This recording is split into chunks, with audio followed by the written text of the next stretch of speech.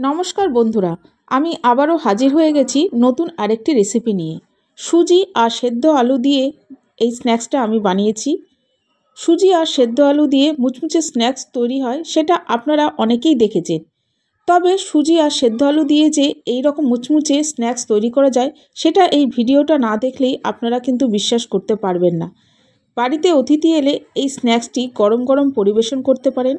এই স্ন্যাক্সটি এতটাই মুচমুচে মুখরোচক স্বাদের খেতে হয় যে যাকেই বানিয়ে খাওয়াবেন প্রত্যেকেই আপনার প্রশংসায় পঞ্চমুখ হবে। আর এটা কেউ বিশ্বাসই করতে পারবে না যে সেদ্ধ আলু দিয়ে এই স্ন্যাক্সটি তৈরি করা হয়েছে। তাই বন্ধুরা, আপনারা পুরো ভিডিওটা দেখতে থাকুন। আশা করি আপনাদের খুব ভালো লাগবে। ভালো লাগলে ভিডিওটি প্রথম থেকে শেষ পর্যন্ত দেখার অনুরোধ রইল। আর বন্ধুরা, ভিডিওটি ভালো লাগলে অবশ্যই একটা লাইক দিয়ে দেখবেন। তাহলে বন্ধুরা চলুন আর দেরি না করে ঝটপট শুরু করে দিই আজকের এই রেসিপিটি। এই রেসিপিটি করার জন্য প্রথমে আমি বড় চামচের 4 চামচ সুজি নিয়ে নিলাম, আর নিয়ে নিচ্ছি বড় চামচের 2 চামচ আটা। বন্ধুরা, আপনাদের মোটা সুজি হলে এটাকে একটু গুঁড়ো করে নিতে পারেন।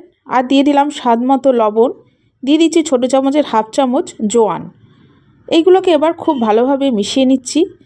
এরপরে ঈষদুষ্ণ গরম জল দিয়ে আমি একটা সফট ডো তৈরি করে নেব। ডোটা কিন্তু অবশ্যই নরম রাখবেন, কারণ সুজি ফুলে গিয়ে ডোটা একটু শক্ত হয়ে যাবে। আর এই সময় আপনাদের একটা কথা বলে রাখি, আজকে আমার ভিডিওটি দেখতে যদি কোনো নতুন বন্ধু এসে থাকেন তাহলে অবশ্যই আমার চ্যানেলটিকে সাবস্ক্রাইব করে দেবেন। পাশে থাকা বেল বাটনের অল অপশন প্রেস করে দেবেন, যাতে আমার ভিডিওটি আপলোড হওয়া মাত্রই সবার প্রথমে আপনাদের সামনে পৌঁছে যায়। দেখুন বন্ধুরা, আমি নরম করে একটা ডো তৈরি করে নিয়েছি। এবারে এই ডোটাকে আমি কিছুক্ষণের জন্য ঢাকা দিয়ে রেখে দেব। এরপর আমি স্টাফিংটা তৈরি করে নেব। তার জন্য 2টো সেদ্ধ আলু আমি নিয়ে নিয়েছি। এবার আলুগুলোকে আমি একটু গ্রেট করে নেব। গ্রেট করার কারণে আলুগুলোর মধ্যে কোনো গোটা থাকবে না। আর এই রেসিপিটা করতে গেলে কিন্তু আলুর মধ্যে কোনো গোটা থাকলে হবে না।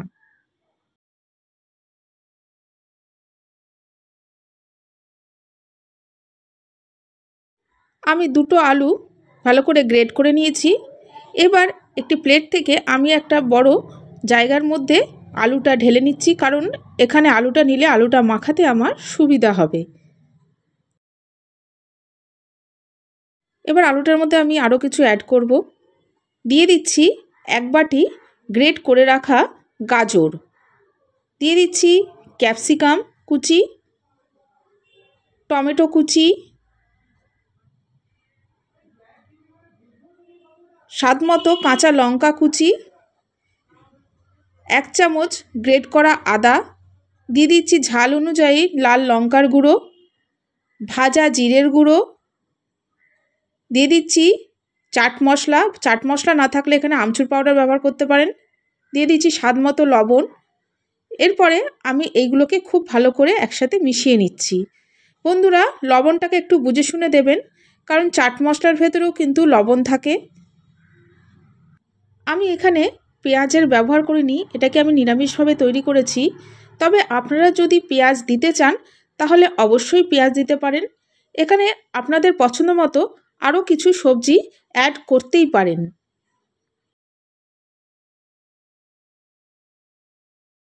আলুর এই স্টাফিংটাকে আমি খুব ভালোভাবে মেখে নিয়েছি। এবার এটাকে সরিয়ে আমি রেখে দেব। এরপর আরেকটা ছোট পাত্র নিয়ে নিয়েছি। এর মধ্যে আমি নিয়ে নেব 3 চামচ ময়দা। আমি এখানে বড় চামচ ব্যবহার করেছি। এই ময়দার মধ্যে দিয়ে দিচ্ছি শুকনো লঙ্কা, 1/2 চামচ সাদা তিল, স্বাদ মতো লবণ, আর দিয়ে দেব জল দিয়ে আমি একটা পাতলা ব্যাটার তৈরি করে নেব। আমার প্রিয় বন্ধুরা, আমি আপনাদের জানাই আমার বুক ভরা ভালোবাসা, আন্তরিক শুভেচ্ছা, অভিনন্দন ও শ্রদ্ধা। আপনাদের ভালোবাসা ছাড়া আমি সামনের দিকে এগিয়ে যেতে পারবো না। দয়া করে আমাকে সামনের দিকে এগিয়ে যেতে সাহায্য করুন। বন্ধুরা দেখুন, ব্যাটারটাকে আমি পাতলা করে গুলে নিয়েছি। এবার এর মধ্যে দিয়ে দিচ্ছি কুচানো ধনেপাতা। ধনেপাতাটাকে এই ব্যাটারের সাথে ভালোভাবে মিশিয়ে নিয়ে এই ব্যাটারটাকে আমি সরিয়ে রেখে দিচ্ছি। বন্ধুরা দেখুন, কিছুক্ষণ পর এই সুজির ডোটা অনেকটা শক্ত হয়ে গেছে, কারণ এটা ফুলে গেছে। এবার একটা পাতলা বড় সাইজের রুটি তৈরি করে নেব। তার জন্য আমি একটু আটা ছড়িয়ে নিলাম। এবারে আমি রুটিটা তৈরি করে নেব। বন্ধুরা, রুটি তৈরি করতে গিয়ে যদি তলায় বেশি আটকে যায় তাহলে একটু বেশি পরিমাণে আটা ব্যবহার করতে পারেন।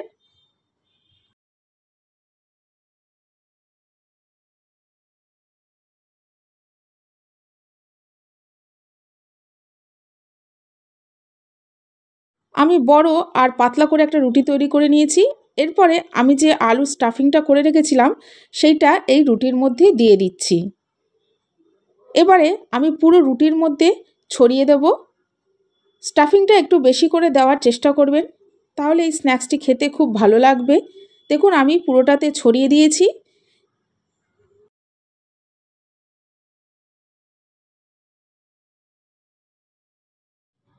এবারে আমি হাত দিয়ে আস্তে আস্তে উল্টে দিচ্ছি।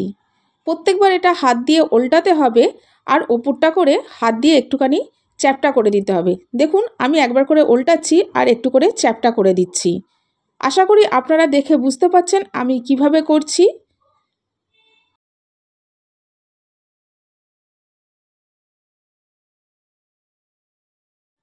হাত দিয়ে খুব ধৈর্য সহকারে এই শেপটা আনতে হবে। দেখুন আমি কিভাবে করছি।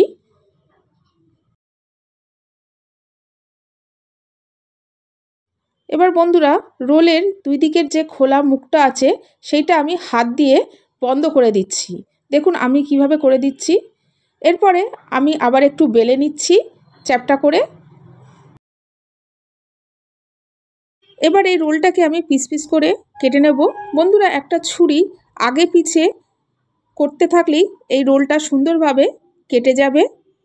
দেখুন কাটার পরে কি সুন্দর কালারফুল দেখতে লাগছে। আর বন্ধুরা, এই রেসিপিটি যদি আপনাদের ভালো লাগে তাহলে অবশ্যই কমেন্টস বক্সে কমেন্টস করে জানাবেন।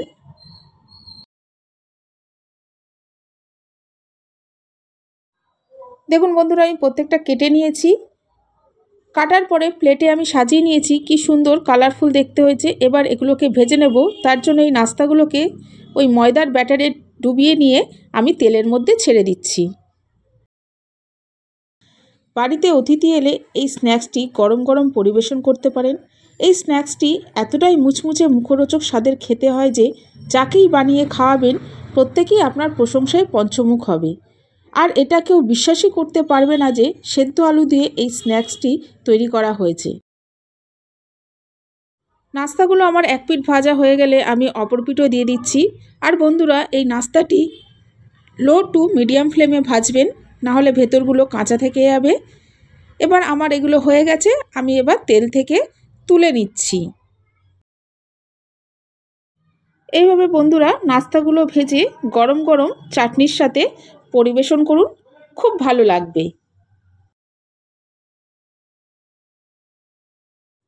তাহলে বন্ধুরা আজ আসি, আবার দেখা হবে নেক্সট এপিসোডে নতুন কোনো রেসিপির সাথে। ততক্ষণ ভালো থাকবেন, সুস্থ থাকবেন।